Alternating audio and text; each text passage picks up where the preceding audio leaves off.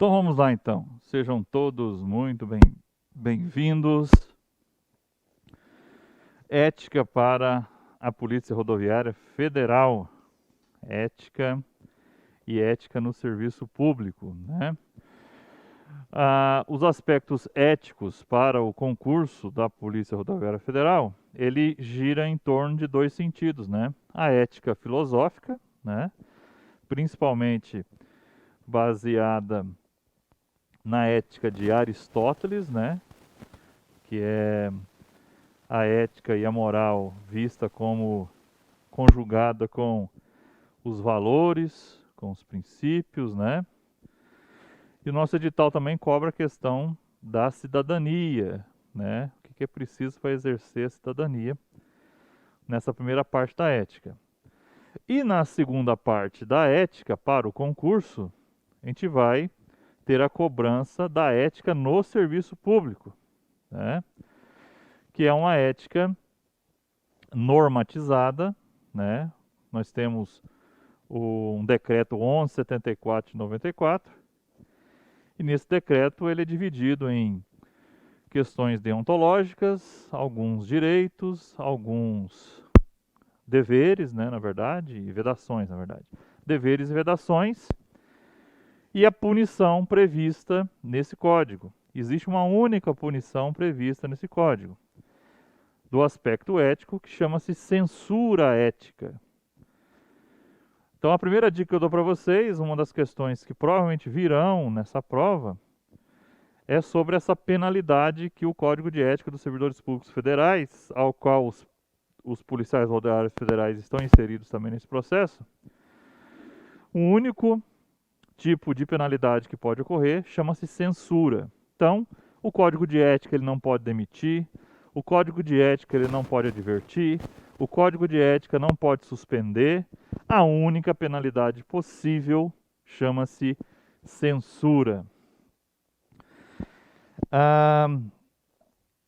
O decreto diz também que temos que formar uma comissão formada por 3 servidores efetivos. Não é necessário ser estável, então não precisa ter cumprido o estágio probatório para fazer parte dessa comissão de ética exigido pelo decreto. O decreto ele vale tanto para a administração pública direta quanto para a administração pública indireta, até autarquia e fundação, tá? Então ela vale nesse escopo aí. Com essas informações, vamos tentar resolver algumas questões sobre os assuntos que já foram abordados e extremamente abordados pelo CESP, pelo SEBRASP, com questões. Vamos fazer um pequeno gabarito aqui dessas questões para a gente ver se a gente acerta elas. Então, a ética é um ramo da filosofia que estuda a moral, os diferentes sistemas públicos de regras, seus fundamentos e suas características, né? A ética estuda a moral. Essa frase ela vai vir muitas vezes nas questões do CESP. A ética estuda a moral, e não o contrário. Se tivesse o contrário, a moral estuda a ética, estaria errado. Enquanto que a ética é universal, a moral ela é mutável com o tempo e com os costumes, né? A moral ela muda conforme os valores, conforme a cultura, conforme o tempo. A ética ela tende a ser universal, tende a ser perene. Então essa questão de número 1 ela fica correta, porque realmente a ética é um ramo da filosofia que tem o principal papel de estudar os efeitos das mudanças morais, né? Como que a moral muda, né? A gente pode ter vários exemplos, né? E tem um exemplo muito discutido agora que pode inclusive vir na prova, que foi objeto inclusive de reportagens, né? A honra, a lavagem da honra, né? Não sei se vocês viram, acompanharam agora algum tempo, né, que alguns advogados eles estavam ainda usando desse precedente para tentar salvar homens que cometiam crimes contra as mulheres, né? O meu cliente, ele matou a parceira dele para lavar a sua honra, porque ela tinha traído ele, sei lá o quê. E isso é um aspecto inconcebível nos dias de hoje. Mas essa questão de lavar a honra, pela ótica moral, ela já foi muito aceita pela sociedade. E tem algumas pessoas que ainda aceitam, mas a sociedade não aceita mais isso como justificativa. Mas for lá para o século XVI, século XV, né? Existiam inclusive os duelos, que os entes públicos, inclusive, não faziam nada, não. Eles estão ali para lavar a honra deles. Então, a moral, ela muda com o tempo, e um dos exemplos é essa coisa da lavar, né, pelo sangue a minha moral, né? Existia essa expressão triste, mas existia. A moral, ela muda conforme o lugar. Conforme o lugar? Conforme o lugar. Se uma pessoa andar de sunga de banho, um homem, não vou citar até um homem para não, lá aqui na avenida do CPA, agora nesse momento, as pessoas vão se escandalizar, falar, o que é isso? O que está acontecendo? Ou uma mulher de biquíni, pessoal, mas o que é isso, né? Agora, na praia ou na piscina, isso é normal. Então a moral, ela inclusive muda de local para local, de país para país, né? Vocês estavam aqui estudando questões geopolíticas, né? Lá no Oriente Médio tem uma moral ainda muito severa no que diz respeito aos costumes relacionados às mulheres. No Japão, que é um país muito evoluído, também tem, né? As mulheres que são das pessoas mais antigas lá, elas têm que andar 2 passos atrás do marido, né? Coisas que aqui no Ocidente é inconcebível, né? Então, a moral ela muda com o tempo, ela muda com o local. Já a ética não. A ética ela é universal, né? Ela está para estudar a moral. Ética e moral são termos que têm raízes históricas semelhantes e são considerados sinônimos. Mentira, tá? O CESP vai tentar dizer que ética e moral são sinônimos, não são. Apesar de serem de origens, né, do grego e do latim, são das origens parecidas, raízes parecidas, mas eles têm as suas diferenças. E com essa explicação que eu dei anteriormente para vocês, dá para saber que esse item 2, ele é falso, errado, né? O CESP trabalha com certo e errado, realmente. Fica mais plausível ser. Moral pode ser definida como todo o sistema público de regras próprios de diferentes grupos sociais, que abrange normas e valores que são aceitos e praticados como certos e errados. Certíssimo, né? A moral ela muda com o tempo, com os valores, e conforme ele é aceito e praticado, a moral vai se definindo e vai se desenhando. A ética é a ciência do comportamento moral dos homens em sociedade. De novo, o CESP cobrou essa para a gente saber essa sentença, que a ética é a ciência que estuda a moral. Entre outros aspectos, a moral pessoal é formada pela cultura e tradição do grupo ao qual o indivíduo está inserido. Perfeito. Ética é a parte da filosofia que estuda os fundamentos da moral e os princípios ideais da conduta humana. Perfeitamente também. Importante característica da moral, o que a torna similar à lei, é o fato de ser absoluta e constituir um padrão para julgamentos de atos.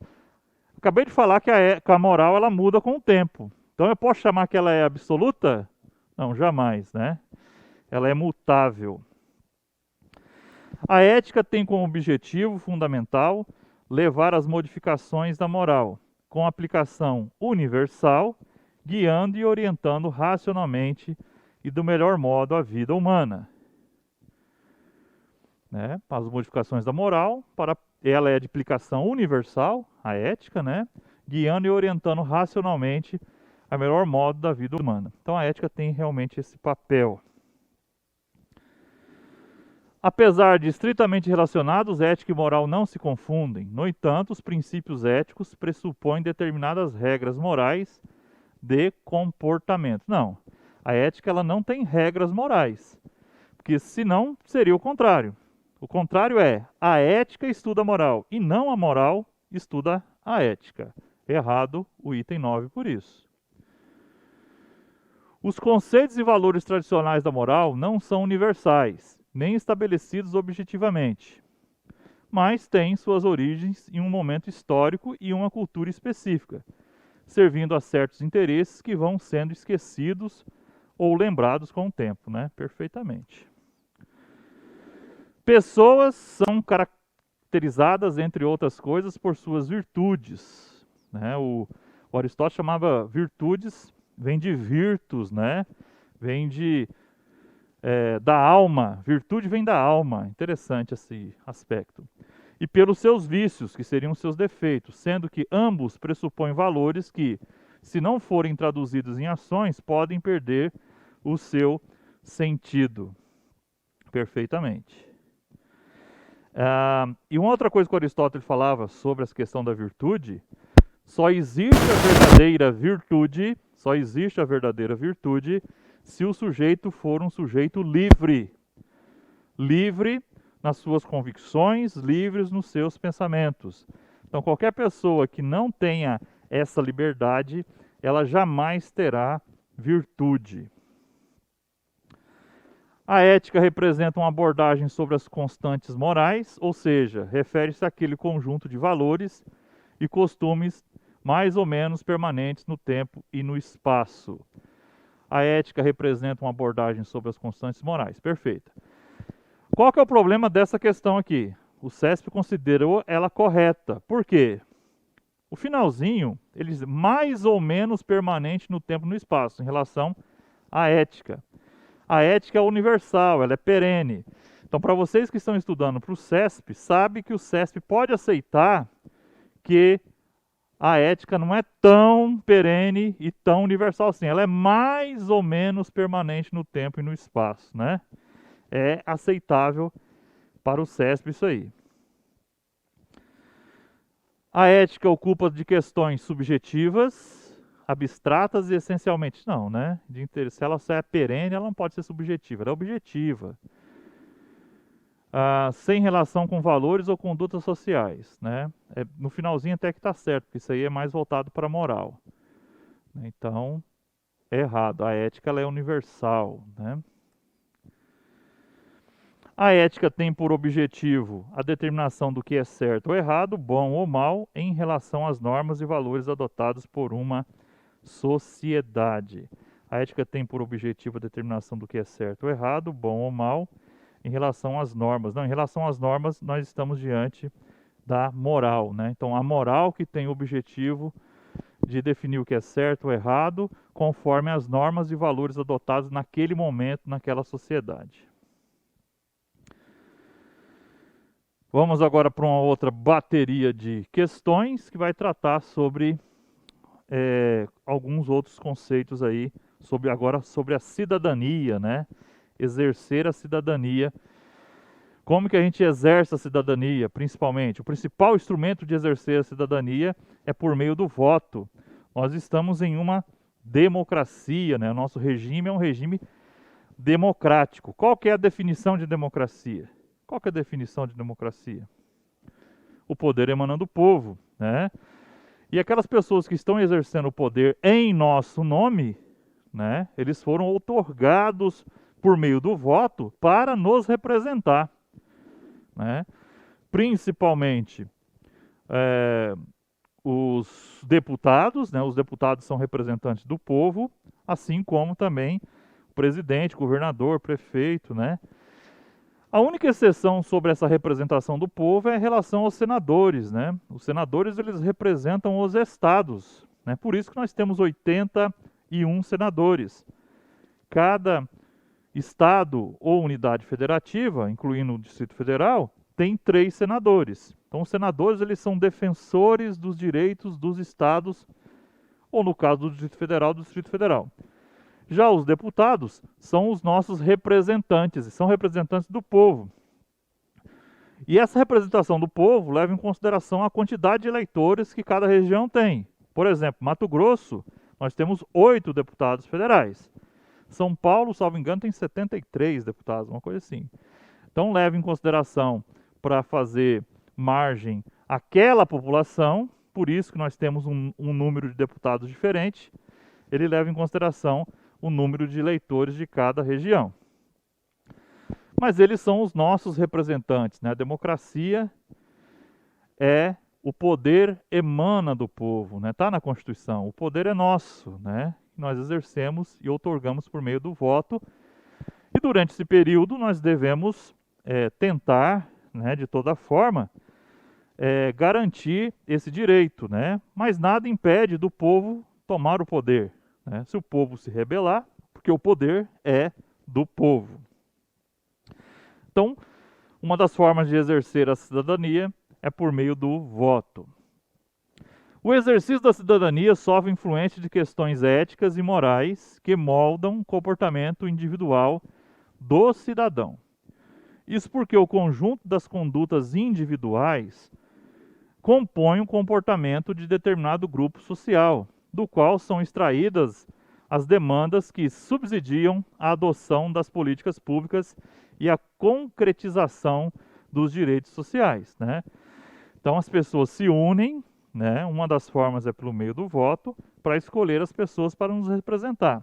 Muitas vezes a gente reclama, né, da política ou dos políticos, mas aquilo nada mais é do que reflexo da própria sociedade, reflexo da nossa moral, da nossa ética, né? E isso é verdadeiro.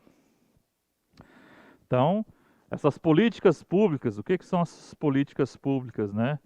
As políticas públicas, elas são exercidas por um negócio chamado governança, né? A governança, ela é um aspecto de adotar as políticas públicas, né? Diferente da governabilidade, né? Nós temos a governança, pode vir para cá? Temos a governança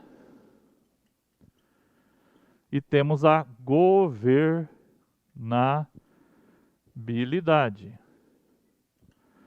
A governança e a governabilidade têm sentidos diferentes. Enquanto a governança é para botar em prática as políticas públicas, a governabilidade é o poder político. É a legitimidade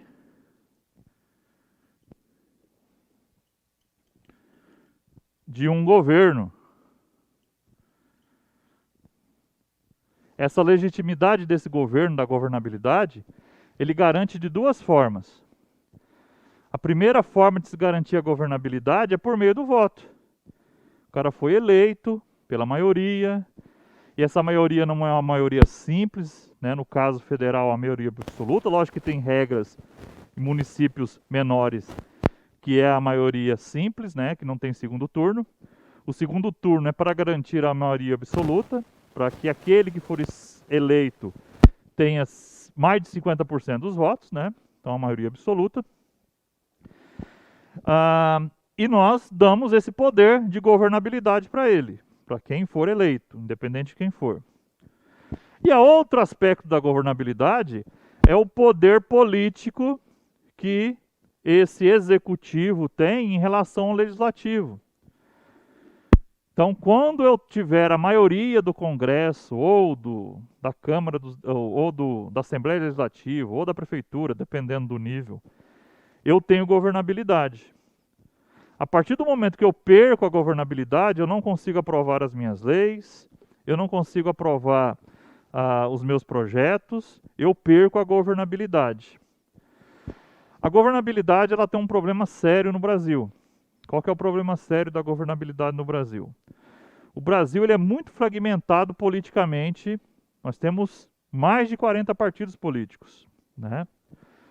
Então, para se ter governabilidade no Brasil, por exemplo, o nosso presidente agora, o Jair Messias Bolsonaro, descobriu isso. É preciso ceder a alguns anseios. No caso do Centrão, o famoso Centrão. Se eu não tiver esse apoio político, eu perco a minha governabilidade, né? Por exemplo, a Dilma. A Dilma ela foi impeachmentada. Ela foi impeachmentada por quê? Foi porque o povo pediu? Não foi porque o povo pediu. Foi porque ela perdeu governabilidade. Quando eu tenho um Congresso que consegue fazer 2/3 de votos pedindo o meu impeachment, é sinal que eu perdi a credibilidade para aquele Congresso. Então, o impeachment, quando ele é processado e ocorre, é o maior sinal de falta de governabilidade que se tem. É o maior exemplo, né?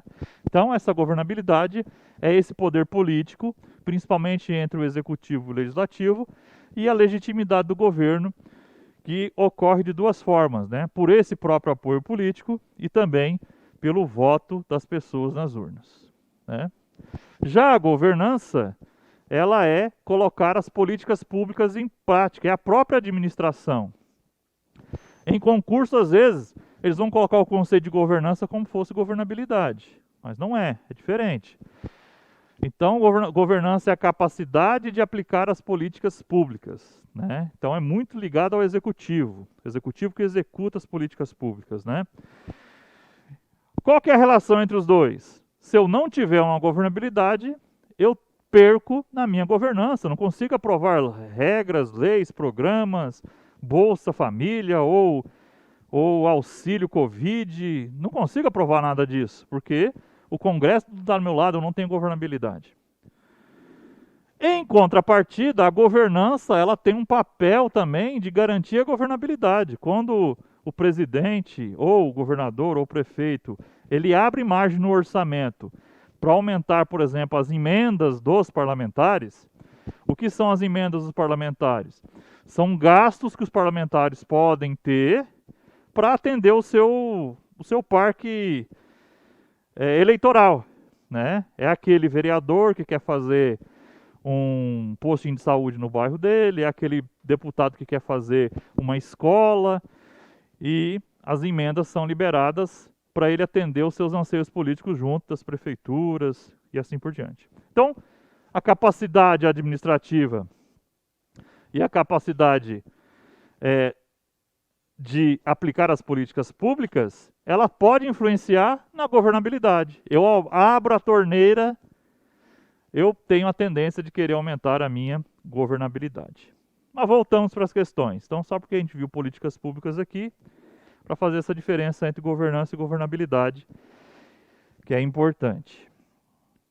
Uma vez que a moral se reveste de conteúdo mais doutrinário e normativo que a ética, é correto afirmar que um dos fundamentos da existência da noção de moral seria a formação de uma base teórica para o estudo da ética.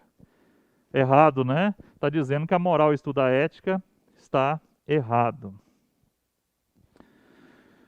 Próxima questão, uma adaptação do IBAD. A moral é um conjunto de normas apreendidas no processo de socialização e que regula a conduta dos indivíduos em sua convivência. A ética é uma ponderação teórica, é um estudo sobre a moral, cujo objetivo é discutir e fundamentar reflexivamente as normas morais. Perfeito, tá? Se tiver uma definição para você levar para a prova, é por isso que eu até trouxe essa questão do IBAD, é essa daqui, né? Perfeito. Próxima questão, fala dos valores, né? Os valores morais. Os valores morais são historicamente construídos pela sociedade como forma de organizar a convivência e garantir, tanto quanto possível, o bem-estar do indivíduo consigo mesmo e sua relação com as outras pessoas. Perfeitamente. A moral, concebida como um conjunto de regras de condutas admitidas em determinada época ou por um grupo de pessoas, não exclui a existência de um caráter pessoal relacionado a tais regras, e evidenciando principalmente após o aprimoramento do pensamento abstrato e da reflexão crítica dos indivíduos sobre valores herdados, né? Os valores que a gente adquiriu. Se isso não ocorresse, não haveria mudança, né? O que está dizendo aí? Ó, apesar, né, de a moral ela ter essa questão em determinados grupos, eu não posso garantir que um sujeito se rebele. Fala, não, as coisas não são assim sempre, né? É isso que está dizendo. E isso que fez com que a sociedade evoluísse. Se não existisse as pessoas dizendo há algo de errado nessa moral, a gente ainda estaria aceitando a lavagem da honra, né? Estaríamos aceitando a não inserção das mulheres no mercado de trabalho, estaríamos aceitando as não políticas, né, de inclusão das pessoas com deficiência ou qualquer tipo de inclusão. Então, é esse tipo de situação que faz com que a moral consiga mudar, né? E o que ele fala ali, né, as questões, o indivíduo, os valores herdados. Os valores herdados, todos nós herdamos alguns tipos de valor, né? A gente nasce na família da gente, né? E naquela família você tem alguns aspectos que você vai ser inserido e você vai acabando aceitando algumas coisas naquele sentido. Entre outros aspectos, a moral é formada pela cultura da tradição do grupo ao qual o indivíduo está inserido, perfeitamente. Os valores morais refletem decisões tomadas no seio da sociedade acerca do conceito de comum de vida boa. Esses valores acarretam um conjunto de proibições e permissões que determinam o que é moralmente importante não apenas para aqueles que partilham e reconhecem esses comandos éticos, mas universalmente para todos os seres humanos. O problema está aqui, né? Se estivesse falando de ética, né, aí poderia até aceitar, mas a moral ela não é universal. Ela muda com o tempo, muda durante as culturas. Entre outros aspectos, a moral é formada pela cultura e tradição, né? A gente já viu essa, é a mesma questão. Virtude deriva do latim virtus, né? Só pedir perdão para vocês aí, na hora que a gente foi fazer lá, toda vez que você tiver uma expressão em latim, ela tem que estar em itálico, tá? Inclusive você tem que, na redação você tem que destacar isso. Não dá para escrever itálico, professor, lá, mas você vai ter que colocar entre aspas, né? Para indicar para o corretor da redação de que você está falando uma expressão em latim, né? Realmente deriva do latim virtus, que significa uma qualidade própria da natureza humana. Significa, de modo geral, praticar o bem usando a liberdade com responsabilidade constante. Então, só existe virtude se houver liberdade. Isso é o que nos ensina Aristóteles. Realmente verdadeiro. Só existe virtude se o sujeito for um sujeito livre.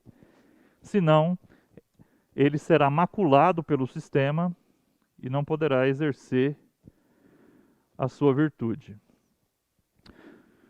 Exercício da cidadania. Parece que é até aquela mesma, vamos lá. O exercício da cidadania sofre influência das questões éticas e morais que moldam o comportamento individual do cidadão. Isso porque o conjunto de condutas individuais compõe um comportamento de determinado grupo social, do qual são extraídas as demandas que subsidiam a adoção de políticas públicas, né? Aquela mesma questão verdadeira. Talvez eu repeti elas aqui, né? Mas não tá não. Daqui para frente já não é. Uma vez que a moral se reveste de conteúdo mais doutrinário, acho que está repetido, né? A ética é correto afirmar que um dos fundamentos da existência da noção de moral seria a formação de uma base teórica para o estudo, né? Está repetido essas questões aqui. Eu acho que eu dobrei elas aqui. Aí, eu dobrei mesmo. Elas são as mesmas questões. Vamos ver aqui, o que eu tenho mais aqui. Ixi, tem bastante. Você juntou os dois slides aqui? Tá, mandou os dois junto aqui, beleza. Sobre o decreto 1171 de 94, que é o Código de Ética dos Servidores Públicos Civis Federal, né? Aí entra a Polícia Rodoviária Federal, Polícia Federal, né? Então, Oi? Na verdade, a Polícia Rodoviária Federal e a Polícia Federal, elas são servidores públicos civil. Eles não são militares. Não existe a Polícia Militar Federal. Existe o Exército Militar, né? Nos estados, nós temos a Polícia Civil, que seria equiparada à Polícia Federal e à Rodoviária Federal, e a Polícia Militar. Se fosse um código de ética para os servidores do estado de Mato Grosso, não estaria incluído somente quem? Os policiais militares, tá? Nesse caso aqui, tanto os policiais rodoviários quanto os federais são servidores públicos civil, tá? É como se equiparasse a Polícia Civil, para você poder entender, tá? Do Executivo Federal, olha só que interessante. Então vale para o Executivo Federal, não vale para o Executivo estadual, nem municipal, esse decreto, e não vale também nem para o Judiciário e nem para o Legislativo. Então, o Judiciário tem que ter o seu código, assim como o Legislativo tem que ter o seu código. Então, primeira coisa, vale só para o Executivo. E vocês da Polícia Rodoviária Federal, vocês são do Executivo Federal, né? Vocês são da administração direta, né? A polícia é da administração direta, ligada ao Ministério da Justiça. Mudou o nome do ministério, né? Qual que é o nome do ministério agora mesmo? Muda tanto esse negócio, né? Acho que é da Justiça e da Cidadania, né? Mudou, juntaram alguns ministérios, mas vocês são vinculados, né, a esse ministério, né? Inclusive vinculados não, subordinados, né? A polícia ela é subordinada aos ministérios. Então, o normativo estabelece os parâmetros, conceitos, valores e princípios de natureza ética, além dos deveres e vedações da mesma natureza. É um manual de conduta a ser seguido pelos servidores públicos civis do Executivo. É importante saber que esse código é aplicável no âmbito do poder executivo federal, ou seja, não incide sobre servidores legislativos, do judiciário, do Ministério Público, Tribunal de Contas, né? Não há essa disposição. E para fins desse código, ele é aplicável a quem? É interessante, né? Qual que é o sentido de servidor público para ele? Na verdade, ele invade até uma outra questão. Por que ele invade uma outra questão? O que eles chamam de servidor público aqui, na verdade, são agentes públicos, né? O agente público é o nome mais genérico que eu posso dar para aquelas pessoas que têm algum tipo de relação com o serviço público, com o ente público, né? Os agentes políticos são agentes públicos, os servidores são agentes públicos, os empregados públicos são agentes públicos, os honoríficos, o mesário, o juiz de paz, o pessoal do júri, quem participa do júri, são agentes públicos, né? Então, a definição de agente público, ela é um pouco mais ampla do que, pouco não, totalmente, né? Porque o servidor público é uma das espécies de agente público. Mas aí o legislador não poderia ter falado agente público, mas ele falou, por força de lei, ele diz que servidor é todo aquele que por força de lei, contrato ou de qualquer ato jurídico preste serviço de natureza permanente, temporária, excepcional, ainda que sem retribuição financeira. Né? Aquele que fala, vou ser voluntário lá no Júlio Miller, que é um hospital federal. Entra nessa também. Desde que ligado direto ou indiretamente a qualquer órgão do poder estatal, como as autarquias, fundações, as entidades paraestatais, empresas públicas, sociedade de economia mista, ou em qualquer setor onde prevaleça o interesse do Estado. Então é amplo. O estagiário, ele tem que obedecer o código de ética? Tem. Né? Então todo mundo, aquele sujeito que vai fazer um trabalho voluntário, também deve observar o código de ética. Tá? Então se a banca falar que o código de ética dos servidores públicos civis é somente para aquele que é servidor público, isso é uma mentira.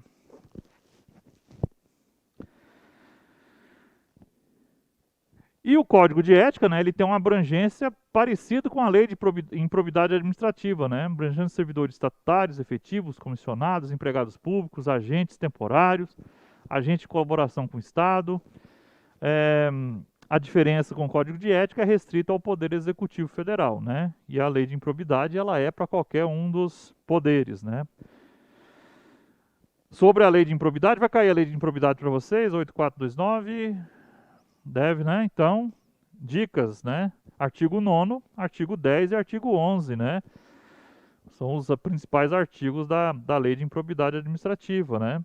Aquele que fala, né, prejuízo ao erário, não, enriquecimento ilícito, prejuízo ao erário e atentado contra os princípios da administração pública, né? E as bancas amam colocar isso aí como questões de redação, né? Então é interessante levar na manga sempre esses 3 artigos aí. A parte deontológica são regras gerais, né? Vamos ver só um aqui como exemplo que é interessante. Olha só que interessante, uma coisa que sempre cobra em prova. A dignidade, o decoro, o zelo, a eficácia, a consciência dos princípios morais são primados maiores que devem nortear o servidor público. Veja que o Código de Ética ele está corretinho, ele está falando da moral. Seja no exercício do cargo ou função ou fora dele. Olha outra coisa que cai muito, né? Caiu na última prova da PRF. Podia até ter trazido essa questão. Se atos do sujeito fora do ente público, ele pode ser enquadrado no Código de Ética. A resposta é sim. O Código de Ética fala, ó, tanto na função quanto fora dele, né? Já que refletirá o exercício da vocação do próprio poder estatal, seus atos, comportamentos e atitudes serão direcionados para a preservação da honra e da tradição dos serviços públicos.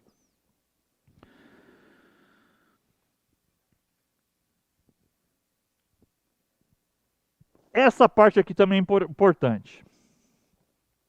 O servidor público não poderá jamais desprezar o elemento ético de sua conduta. Assim, olha só que interessante, não terá que decidir somente entre o legal e o ilegal, o justo ou injusto, o conivente ou o conveniente e o inconveniente, o oportuno e inoportuno, mas principalmente entre o honesto e o desonesto, consoante as regras contidas no artigo 37, caput e parágrafo 4º da Constituição Federal. No caput nós temos os princípios: legalidade, impessoalidade, moralidade, publicidade, eficiência, né? A moralidade liga muito com isso. Gente, presta atenção aqui nesse aqui que é importante. Lá na prova ele pode colocar assim: para atender os preceitos éticos e morais, basta o servidor seguir o princípio da legalidade. Você marcaria isso como levando em consideração o código. Verdadeiro ou falso? Falso. Muito falso. Por quê? Ó, não terá que decidir somente entre o legal e o ilegal. Não é só ver, é legal ou ilegal. O justo ou injusto, o conveniente ou inconveniente, o oportuno e inoportuno. Mas, principalmente, ser honesto ou desonesto. Isso faz a gente entender uma trinca interessantíssima de 3 princípios, que seja o princípio da legalidade, o princípio da impessoalidade e o princípio da moralidade, os 3 primeiros do LIMP: legalidade, impessoalidade e moralidade. Legalidade é aquele princípio em que o administrador tem que ser escravo da lei, tudo que a lei fala ele tem que obedecer, né? Nós somos eu como servidor público sou um escravo da lei, né? Já o particular não, o particular tem uma outra vibe em relação à legalidade, né? A legalidade para ele tem um aspecto que ele pode fazer tudo que a lei não proíbe. É inverso, é um papel inverso. Se não existisse crime para o homicídio, você mataria e ficaria livre, mas você é proibido, né? Você particular. Já a impessoalidade é o princípio em que eu não posso trazer pessoalidade. Eu, como agente público, tenho que prezar pela impessoalidade. Os grandes exemplos de garantia de impessoalidade na administração pública. Concurso público, evita o nepotismo, pelo menos é para tentar evitar.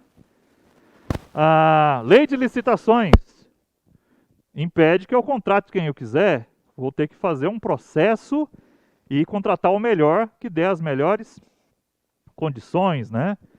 Então, o concurso público e as licitações são exemplos de impessoalidade, né?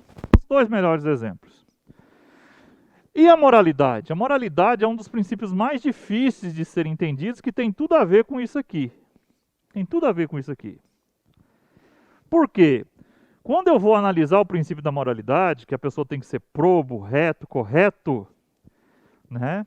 Eu não estou analisando somente o aspecto da legalidade, ou da oportunidade, ou da conveniência, né? Eu estou vendo algo mais profundo, que às vezes a legalidade não consegue suplantar, e nem a impessoalidade consegue suplantar. Deixa eu dar um exemplo. Durante o governo do Michel Temer, ele indicou para o Ministério do Trabalho uma pessoa chamada Cristiane Brasil. A Cristiane Brasil era deputada, salvo engano, na época, ainda acho que é. Ela é filha do Roberto Jefferson. Roberto Jefferson, que hoje aí está junto com o Bolsonaro, tá, mas já foi. Ele foi o estopim do mensalão lá em 2005, crise dos Correios, aquela coisa toda. Mas não é esse o caso. Ela ser filha dele não traria problema para ela.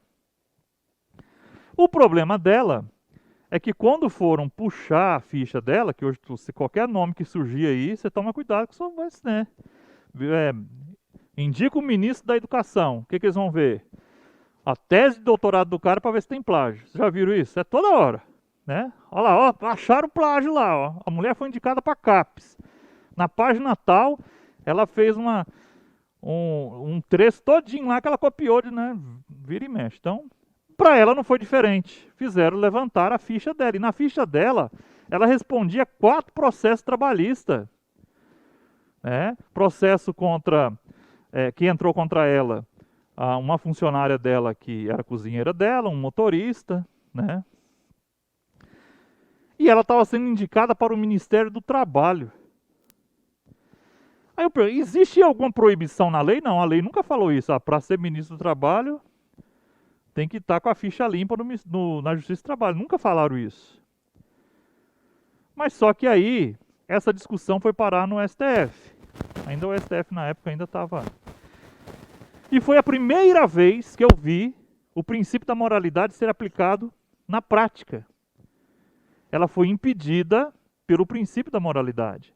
Porque não bastava ser legal ou impessoal somente. Precisava ser o quê? Honesto. Seria honesto ter uma ministra do Trabalho que não obedece às regras trabalhistas? Essa foi a pergunta, né? É um aspecto moral, um aspecto ético interessante. Um outro exemplo que a gente tem é aqui em Mato Grosso. No final do governo do Silval Barbosa, dezembro mesmo, último mês, surgiu uma vaga no Tribunal de Contas. Surgiu uma vaga para conselheiro do Tribunal de Contas. E ele ia indicar uma pessoa. Qual que é a exigência para ser conselheiro do Tribunal de Contas? Notório saber jurídico, que não significa ser advogado, né? Um administrador, um contador pode, com o tempo, adquirir notório saber jurídico, e vida ilibada, né? Esse vida ilibada, ela atinge as questões, né, de transitado em julgado, né? Você ter sido condenado em todas as instâncias, você não ter mais como recorrer. E a indicação que ele ia fazer era a indicação de uma pessoa que era mulher de um ex-deputado, né, que respondia a mais de 100 processos na justiça. Estava tudo legal para ela. Ela poderia garantir que ela tinha o conhecimento jurídico necessário, mas será que era moral uma pessoa que responde a muitos deles de processo de improbidade administrativa julgar contas de outras pessoas? Né? E esse é um grande problema do Tribunal de Contas. Esse é um grande problema do Tribunal de Contas. Geralmente, quem que vai para lá? aqueles que eram políticos, né? Então, são certas coisas que precisam ser repensadas. Eu acho que o STF deve ser repensado, ele deve ser com limite de tempo, realmente. É uma opinião, estou dando opinião agora, né? E os conselheiros também deveriam ser algum mecanismo de concurso, alguma coisa, né? Mas vamos lá. O importante na hora da prova é que a banca se limitar, dizer, seguiu a legalidade, preencheu, não. É mais além. É algo que vai mais longe. É algo que vaza. É algo que vaza a legalidade, a impessoalidade, até atingir a moralidade. E a moralidade da administração pública não se limita à distinção entre o bem e o mal, devendo ser acrescida a ideia de que o fim é sempre o bem comum, o equilíbrio entre a legalidade e a finalidade. A conduta do servidor público é que poderá consolidar a moralidade do ato administrativo. E aqui vai mais para frente, né? A gente não vai ver tudo, né, do decreto, né, as questões deontológicas, né? Aí eu tenho aqui os principais deveres, né? São deveres, né? Desempenhar a tempo. Tem um que caiu, uma vedação. As vedações a gente tem que tomar um pouquinho cuidado com as vedações. Por quê? As vedações, né, no inciso 15, toda vez que você for ler uma vedação lá na lei, para ver se é uma vedação, o ideal é você colocar na frente, é vedado o uso do cargo. Porque durante a prova a gente se acostuma a ler a coisa de um jeito, né? Porque a vedação, ela é algo ruim, né? Então, prejudicar, é vedado prejudicar deliberadamente a reputação de outros servidores, né? Aqui caiu na prova de vocês, foi a famosa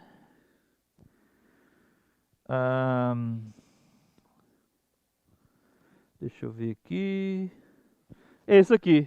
Apresentar-se embriagado no serviço ou fora dele habitualmente. Isso é uma vedação. Que já tivemos várias discussões sobre esse dispositivo. E isso é um aspecto moral interessantíssimo. Interessantíssimo de ser discutido. Lendo nua e cruamente isso aí, é um certo preconceito. O Estado, se ele encontrar um servidor nessa situação, esse sujeito ele está doente, né? Habitualmente, né?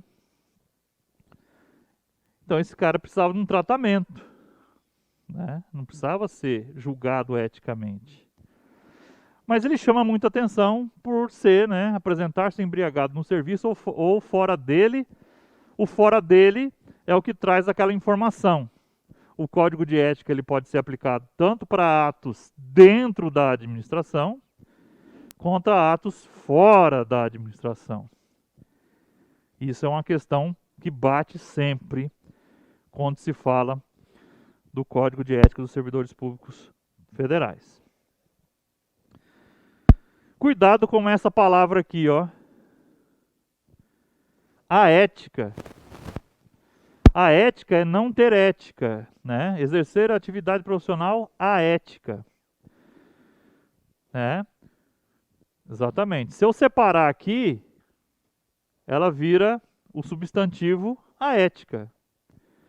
E às vezes o cara na hora da prova, o que eles fazem? Eles separam propositalmente e a pessoa não vê. Ou, né, eles usam onde tem ética e colocam a ética.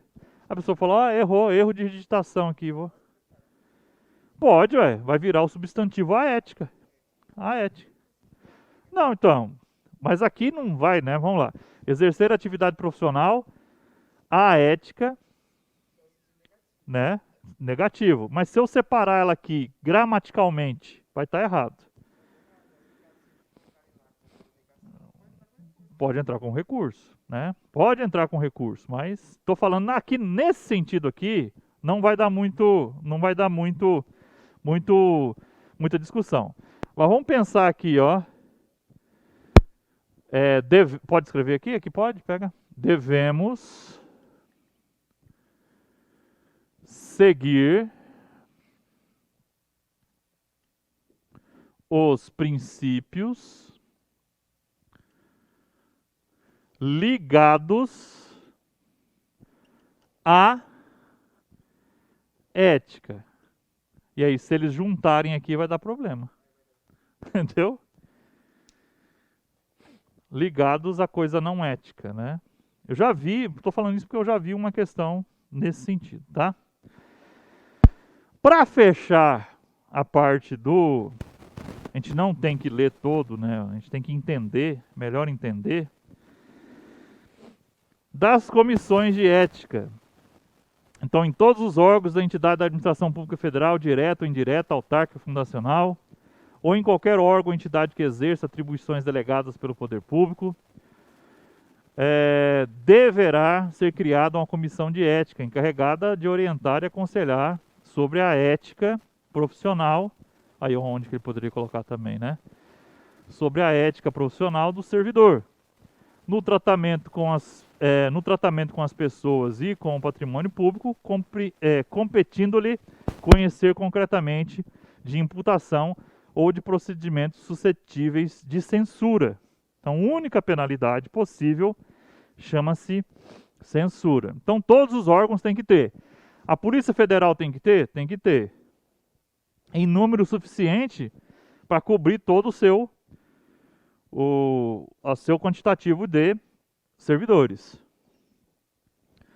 A Comissão de Ética incumbe fornecer aos organismos encarregados da execução do quadro de carreira dos servidores os registros sobre sua conduta ética para o efeito de instruir e fundamentar promoções e para os demais procedimentos próprios da carreira do servidor público, né?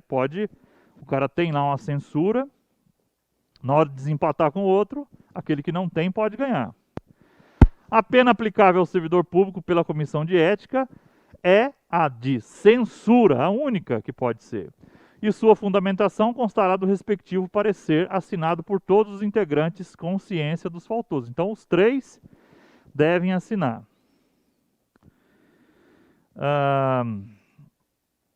A comissão, aqui não fala a formação dela, né? Lá no início que a gente fala. Aqui eu não trouxe para vocês. Aqui ele fala que servidor é o nome mais abrangente que a gente pode ter. E os casos de violação de ética devem ser levados à respectiva comissão de ética, constituída no âmbito do órgão da entidade, e a comissão possui competência para aplicar ao servidor infrator a pena de censura. Somente a censura e assim por diante. Beleza, nós temos alguns... É um puxão de orelha. Nada mais é. Aí, se eu receber 50 censuras, não importa. Uma coisa interessante. A partir do rompimento do Código de Ética, pode-se surgir um outro processo? Pode. Mas só que aí vai sair da esfera do Código de Ética e vai entrar no processo administrativo, né? O nosso velho e bom amigo PAD, né? O processo administrativo vai ter as possibilidades de suspensão, advertência, demissão, né? Lá eu tenho outras punibilidades. Agora, o Código de Ética ele não pode avançar. A única coisa que ele vai falar, você errou, puxão de orelha, tá? Implicações. A principal implicação é em promoções, né? Chegou lá na hora de promover 2 servidores. Vou lá e peço para a comissão de ética, né? Me dá aí a capivara desse sujeito. Ele tem 2 censuras, o outro não tem nenhuma. Eu posso usar isso como critério. Uma questão interessante. Aqui não está no código, mas já é um pouco jurisprudencial. Qual é o prazo que o código de ética, que essa censura fica no cadastro do funcionário? O prazo é de 5 anos. Tá? Depois de 5 anos ele deve sair do cadastro. Quando o cadastro antigamente ele era todo manual, todo físico, o servidor tinha que ir lá e pedir Tinha que entrar com requerimento e pedir. Como hoje tudo é eletrônico, não há por que ter isso, pode ser automático, né? Eles devem ter parametrizado isso para ficar automático para excluir, tá? Muito bem, então vamos lá ver algumas questões sobre este assunto.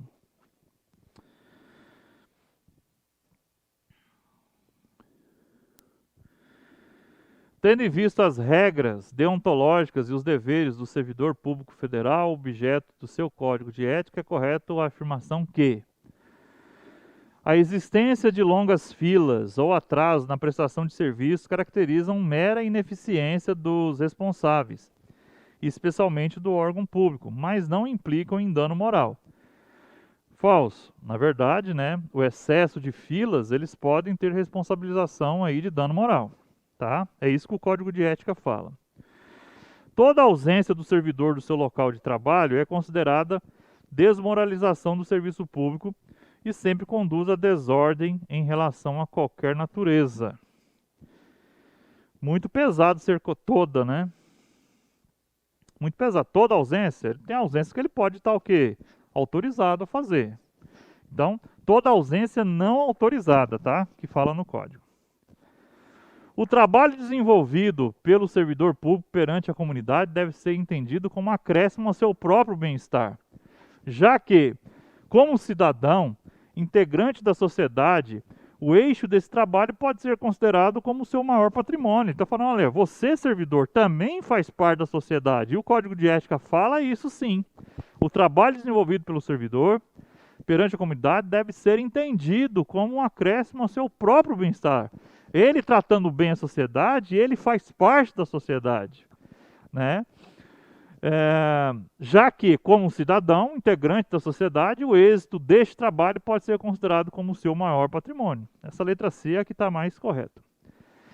É dever do servidor público, entre outros, ter consciência de que seu trabalho é regido tão somente pelos princípios estatutários constantes no regime jurídico único que se materializam na prestação do serviço público. Tão somente? Não. Lá eu falo, eu tenho que ver a legalidade, eu tenho que ver o oportuno e inoportuno, e principalmente o honesto e o desonesto. A probidade e a legalidade são deveres acessórios do servidor público, que, estando diante de duas opções, deverá escolher sempre a melhor e mais vantajosa para o bem individual. Não, para o bem coletivo. O princípio da impessoalidade aqui não foi obedecido. Realmente a letra C é o nosso gabarito. No que se refere às vedações impostas ao servidor público federal, constante do Código de Ética, está prevista a D. Ratificar ou avalizar o teor dos documentos verdadeiros que devem caminhar para a providência. Você acha que é vedado ao servidor ratificar, avalizar um documento? Não faz sentido, né? Aí, nesse tipo de questão que eu falo para você que você sempre está pedindo vedação, sempre coloca na frente aqui, ó. É vedado ratificar, avalizar o teor... Não, pelo amor de Deus, não faz sentido. É vedado retirar da partição pública em qualquer situação determinados documentos, livros ou bens pertencentes ao patrimônio. Qualquer situação, será que autorizado, será que ele não pode tirar? A pergunta é essa. Não pode tirar em hipótese nenhuma, nem quando autorizado? Vamos ver. É vedado apresentar-se ainda que uma só vez embriagado no serviço ou fora dele. Não. Habitualmente. O que o decreto fala é habitualmente. De vez em quando pode, ó. Sério. Porque o decreto fala o quê? Tem que ser constante, de forma habitual. De vez em quando, né, não está escrito isso. É um absurdo isso aqui. É um absurdo. É? Né? Esse aqui que é bom, ó. É vedado deixar de utilizar os avanços tecnológicos científicos a seu alcance ou de seu conhecimento para atendimento do seu mistério, ou seja, do seu serviço. Gente, isso aqui foi colocado por causa, e é verdade isso aí, tá? Foi colocado em 94. Imagina 1994. Vamos pensar, início da década de 90. A tecnologia estava chegando. Sabe o que os servidores mais antigos falavam? Chegar ao computador, não vou mexer nisso não. Não vou aprender isso não. Meu negócio é máquina de escrever, sei lá o quê. Aí o que o pessoal fez? Colocou isso aqui no código de ética. Ó. Eu não posso, como servidor, deixar de utilizar os avanços tecnológicos científicos ao alcance ou do seu conhecimento para o atendimento do seu trabalho, do seu mistério. Então essa é a resposta. Essa é a vedação. Complicado, né? Desviar, em qualquer hipótese, servidor público para atendimento de interesse da administração pública, opa, lá fala o quê? Desviar para o interesse particular. Para o interesse da administração pública, vamos lá.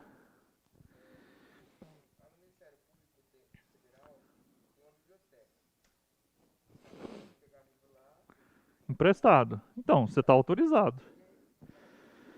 Não, inclusive um processo, vamos dizer assim, já aconteceu inclusive comigo já.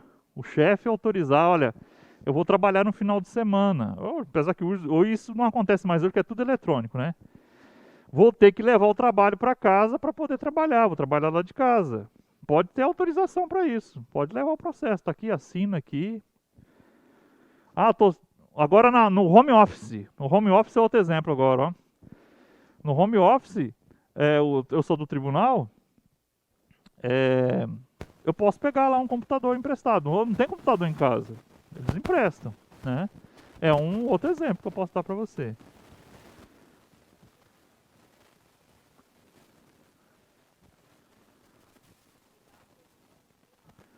Ah, sim, qualquer lugar pode.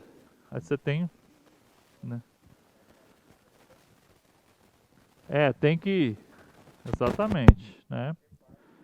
Tem que ser parte, tem as suas regras, né? Então, ali na letra B fala que em hipótese nenhuma pode ser retirado. Então, é por isso que ela não é a resposta. Essa daqui realmente foi de tremenda sacanagem, né? Mas, mas você lembra o que a gente viu lá? Habitualmente, lá fala habitualmente. Marca. Não, e essa do embriagado, ela é campeã de cair. Ela é campeã, não sei, os caras gostam dela assim num absurdo, porque ela chama atenção. Porque ela foi criada em virtude também de situações reais, né? Que a administração pública estava enfrentando. Vê que as regras do código de ética levam em consideração a moral do momento. Esse negócio de você não pode deixar de aprender os recursos tecnológicos, isso hoje parece ser um absurdo do tamanho do mundo. Porque todo mundo mexe com computador, todo mundo mexe com celular. Né? Você lá no posto da Polícia Rodoviária Federal, acho que deve ter aplicativo para consultar documentos, cambau a quatro, né? Como policial federal. E o cara falar, não vou fazer isso. Hoje não existe mais isso. Todo mundo tem condição. Então, em relação ao comportamento ético do profissional de segurança judiciária, analise os afirmativos a seguir. Um profissional de segurança judiciária não poderá ser jamais desprezado o elemento ético. Assim, está falando profissional de segurança judiciária, podia ser policial rodoviário federal, né? Porque isso aqui.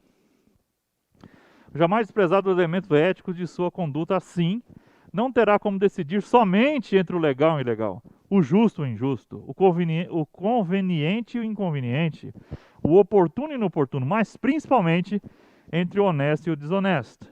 É verdade, né?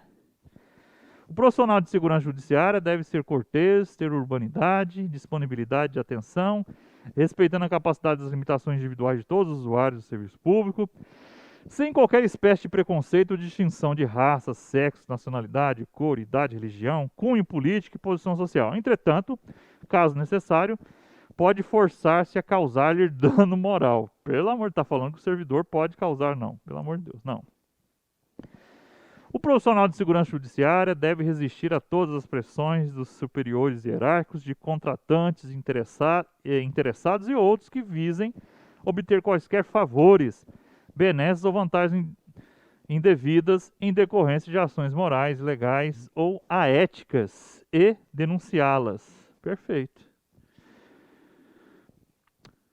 1 e 3, letra B de bola. Né? Considere duas hipóteses. geralmente tem essas ideias, né? Fernanda, servidora pública civil do Poder Executivo Federal, tem sido vista embriagada, aí ó, habitualmente, em diversos locais públicos, como eventos, festas e reuniões. Aí que mora o perigo. Olha só por que essa questão é interessante. Nós sabendo que é tanto dentro quanto fora, a gente já sabe que isso aí, ela pode sofrer aspecto do Código de Ética? Pode inclusive receber censura. Sim, lá, você não lembra? Você está prestando muita atenção na aula não. Lá, no dispositivo fala, ó, o sujeito, acho que você tinha saído. O sujeito que se embriagar habitualmente, tanto dentro do serviço público como fora do serviço público, ele pode responder pelo Código de Ética. Então, esse exemplo da Fernanda aqui é um exemplo clássico de como eles cobram. Então, esse aqui a gente já sabe que é um verdadeiro, né? Não sei se ele vai pedir isso, mas vamos ver. Maria também, servidora pública civil do Poder Executivo Federal, alterou o teor de documentos que deveria encaminhar para a providência. Ela fraudou, né? Alterou, também uma mutreta.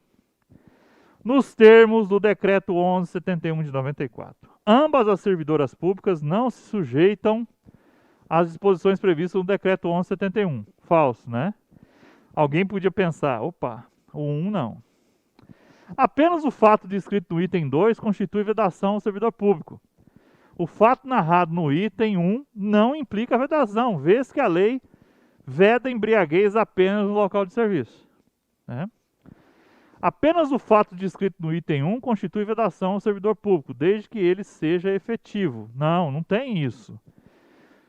A gente viu lá, o servidor, ele pode ser um estagiário, ele pode ser uma pessoa que está recebendo, que não está recebendo, viu que é bem amplo, né? Interessante. Ambos os fatos não constituem vedações do servidor público, embora possam ter implicações em outras searas do direito. Ambos os fatos constituem vedações do servidor público, letra E. Interessante, né?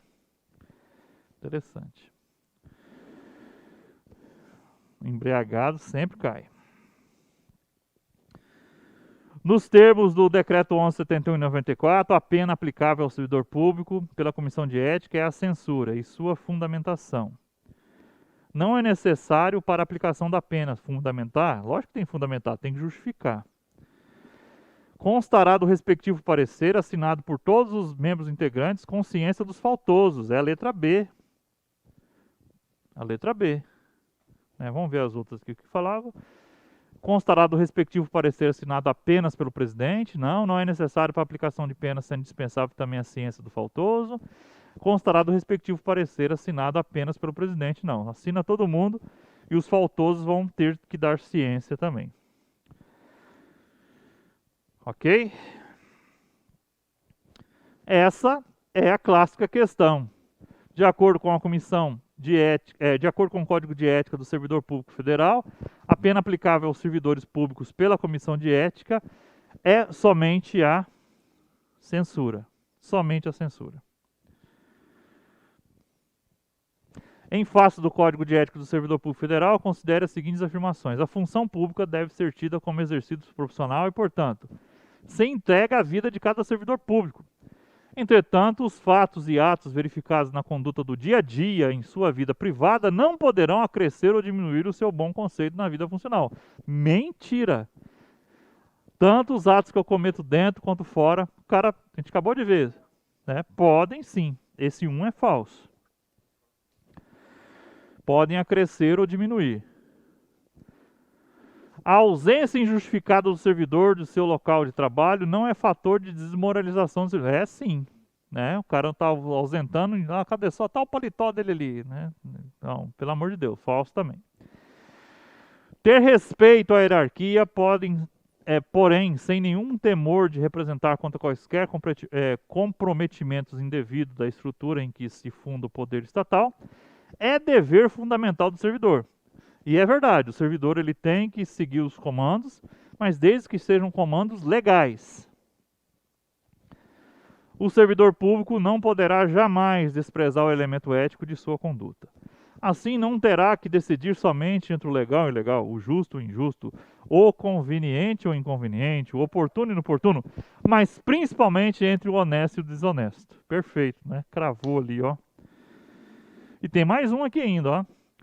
Salvo nos casos de segurança nacional, investigação policial, interesse superior do Estado e da administração pública a serem preservados em processo previamente declarado sigiloso, nos termos da lei, a publicidade de qualquer ato da administração constitui requisito de eficácia e moralidade, ensejando sua omissão comprometimento ético contra o bem comum, imputável a quem a negar. Verdade. O princípio da publicidade ele é regra, salvo se for algo sigiloso. Vocês lembram qual eram os itens aí que a gente marcou? 3, 4, 5? 3, 4, 5, tá lá. O comportamento ético na gestão pública exige que se valorize a presteza acima da formalidade legal. Não, tem que balancear, né? A eficiência mais do que a eficácia, não adianta nada. Eu ser eficiente e não ser eficaz. Né? Ser eficiente é se preocupar com os recursos. Fazer no menor tempo, fazer com menor recurso, mas não fazer a coisa que tem que ser feita, que é a eficácia. A eficácia é atingir o objetivo. Então, não adianta nada. Vou fazer uma creche, mas eu deveria fazer uma escola. Fui eficiente, fui rápido. Não adianta, mas tinha que ter sido uma escola. Então, as duas, eficiência e eficácia, tem que se casar. O consenso acima do conflito. Opa!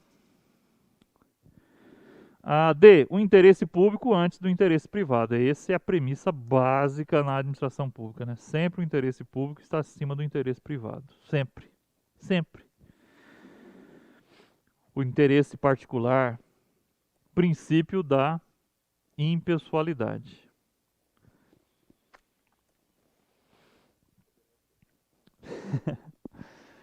Com relação aos deveres definidos com os servidores públicos em consonância ao Decreto 1171 de 94, assinale a alternativa correta. Subordinar suas atribuições ao crescimento no cargo visando a valorização pessoal.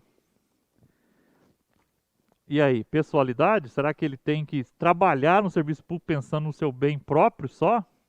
Não faz sentido, né? Desempenhar a tempo as atribuições do cargo, função ou emprego público de que seja titular. Eu acho que, né, faz sentido. Vamos ver o resto. Organizar seu trabalho segundo princípios políticos. Opa! Princípios políticos? Apadrinhamentos adaptados à prestação de serviços externos? Ó, amigo do vereador tal? Não, não pode. Ter consciência de que suas atividades é regida por princípios soberanos à lei. Adequados à prestação dos serviços externos. Está dizendo que pode ser acima da lei algo? Não, nós temos que ter um balanceamento, né, gente? Desempenhar a tempo as atribuições do cargo, função de emprego é a resposta correta. Questão de número 10. Os princípios morais são primados maiores que devem nortear o servidor público, seja no exercício do cargo ou função ou fora dele, já que refletirá o exercício da vocação do próprio poder estatal. Alguns princípios éticos que estruturam o desempenho da função pública estão relacionados nos itens a seguir: dignidade, decoro e zelo, cortesia, eficácia e consciência, eficiência, equidade e legitimidade.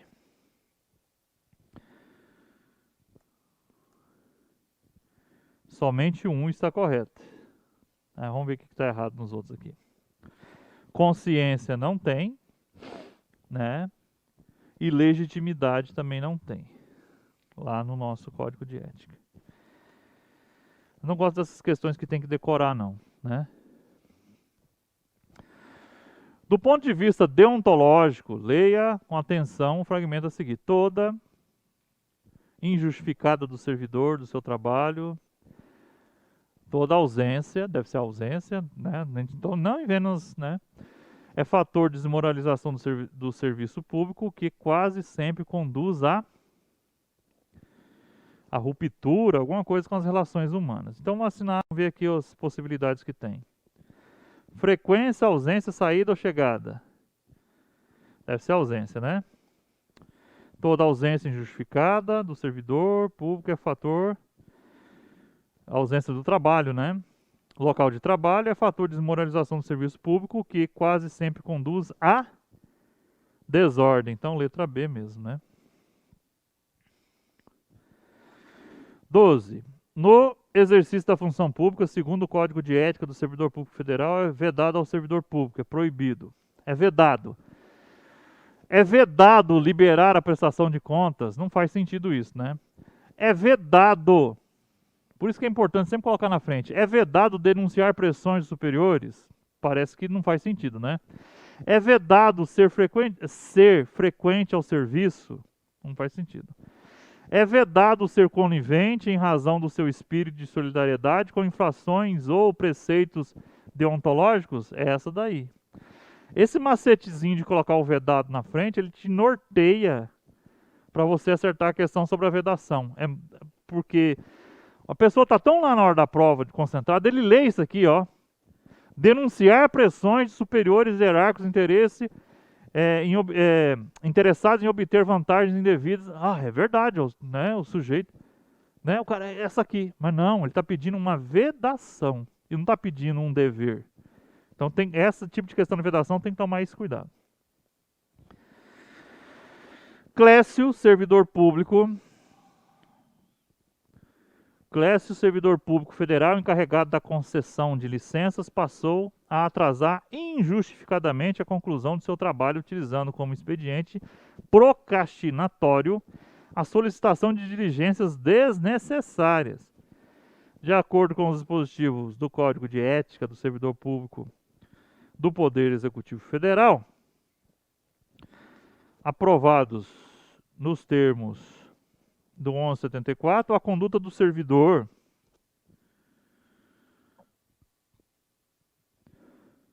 somente poderá ser considerada contrária à ética se configurado prejuízo à imagem da administração ou dano moral. Não precisa ter isso, né?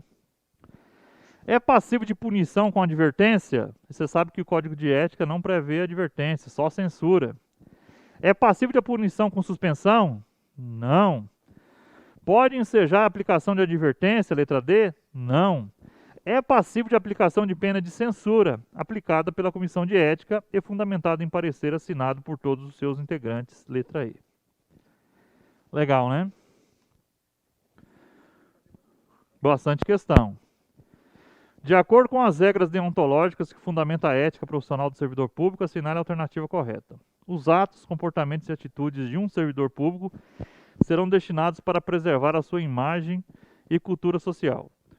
O servidor público não pode omitir a verdade ou falseá-la, ainda que contra o interesse da administração pública. Acho que é essa, mas vamos ver. A letra A não é por quê. Vamos ver. Os atos, comportamentos e atitudes de um servidor público serão destinados para preservar a sua imagem? Não, né? Pessoalidade. A moralidade da administração pública limita-se à distinção entre o bem e o mal, sendo sempre o fim e o mal. Não, não se limita, né? Entre distinguir o que é bem e o mal. Como cidadão integrante da sociedade, a posição que ocupa o servidor público justifica a sua omissão contra o bem comum e Não, pelo amor de Deus. Os repetidos erros, o descaso, o acúmulo de desvio, justificam a imprudência? Também não, né? Então nós realmente ficamos com a letra B. O servidor público não pode omitir a verdade ou falseá-la, ainda que contra os interesses da administração pública. Sempre dizer a verdade. Tá, fica à vontade. A ética é a preocupação no âmbito do servidor público federal há muito tempo, no mínimo, desde a edição do Decreto 11.71 de 94. Acerca de suas disposições na sua atual redação, assinale a alternativa correta em relação às comissões de ética. Poderão ser instauradas de ofício processos a fim de investigar condutas que sejam passíveis de infrações de princípio ético profissional. Não, a comissão ela sempre vai estar lá. As decisões da comissão de ética serão, com omissão dos nomes dos interessados, divulgadas no próprio órgão, bem como remetidas às demais comissões de ética. Deverá o cidadão, ao tomar posse ao cargo público, prestar perante a comissão de ética compromisso solene de acatamento da observância das regras do referido código, bem como dos princípios éticos, morais, estabelecidos na tradição e nos bons costumes. Em caso de gravidade da conduta do servidor ou sua reincidência, poderá encaminhar à comissão de ética a sua decisão à comissão permanente de processo disciplinar do respectivo órgão. Se houver cumulativamente, se for o caso, a entidade em que, pelo exercício profissional, esteja a serviço do servidor inscrito. Até agora a gente não viu nada que a gente leu lá. A comissão de ética tem como incumbência fornecer aos organismos encarregados na execução do quadro de carreira dos servidores os registros acerca de sua conduta ética, para efeito de instruir e fundamentar promoções e para todos os demais procedimentos próprios da carreira do servidor. Isso a gente viu lá, isso tem a letra E. Nos outros não tinham. Os caras inventaram coisa ali. Questão 16. Vamos lá. Somente os órgãos e nas entidades da administração pública federal direta ou em qualquer outra entidade que exerça atribuição delegada pelo poder público deverá ser criada uma comissão. Não, todos os órgãos, né? Todos os órgãos. O servidor poderá retirar da repartição pública independentemente de autorização. Não, tem que ser autorizado. Tirar livros, documentos, né? Tem que ter autorização. A pena aplicável ao servidor pela comissão de ética é o afastamento da punição. Afastamento da função e sua fundamento. Não, a única coisa que pode se aplicar é censura. Em todos os órgãos da entidade da administração pública federal, direta ou indireta, autárquica, fundacional ou em qualquer órgão ou entidade que exerça atribuições delegadas pelo poder público, deverá ser criada uma comissão de ética para apurar o comprometimento ético do servidor, letra E. A pena aplicável ao servidor pela comissão de ética é a da suspensão? Não, é da censura. Então a letra D realmente é a correta. Então vamos lá. Vou resolver só mais uma aqui que eu cheguei no meu limite também. A ética cada vez mais é exigida dos agentes públicos pela sociedade brasileira, entendendo-se a mesma como uma exigência a mais do que o estrito cumprimento dos deveres e observância das proibições e condutas elencados no Estatuto dos Funcionários e Servidores Públicos. Nesse sentido, com base no Código de Ética Federal, instituído pelo Decreto 1171 de 94, a correta. O servidor deve denunciar pressões de seus superiores hierárquicos visando as benesses, desde que sejam ilegais ou necessariamente contrárias à moral. Visando benesse para ele? Não sei. É vedado ao servidor exercer atividade profissional ilegal ou que seja necessariamente contrária à moral, ou ainda ligar o seu nome a empreendimentos de cunho duvidoso. Faz sentido isso aí. São os servidores públicos albergados pela Lei 8.112 do Poder Executivo Federal os exclusivos destinatários das normas do Código. Não. Tem alguns servidores que não são servidores, que não estão albergados pela 8.112, que também fazem parte. Não poderá a comissão de ética se eximir de fundamentar o julgamento de falta de ética do servidor público, alegando a falta de previsão do referido código, cabendo, neste caso, a aplicação de analogia, costume. Não, ele não pode fazer isso, só o que está previsto lá. O referido código tem previsão expressa no sentido de que caracteriza dano moral grave aos usuários do serviço público a conduta do servidor público que permita qualquer espécie de atraso na prestação de serviço. Realmente essa é a resposta. Então vamos ficar por aqui hoje, né? Acho que dá para vocês continuarem as questões que estão aí, né? Desejo para vocês uma excelente prova, acho que é dia 9, né? E estamos aí à disposição para ajudá-los em qualquer situação. Forte abraço, fique com Deus e até a próxima.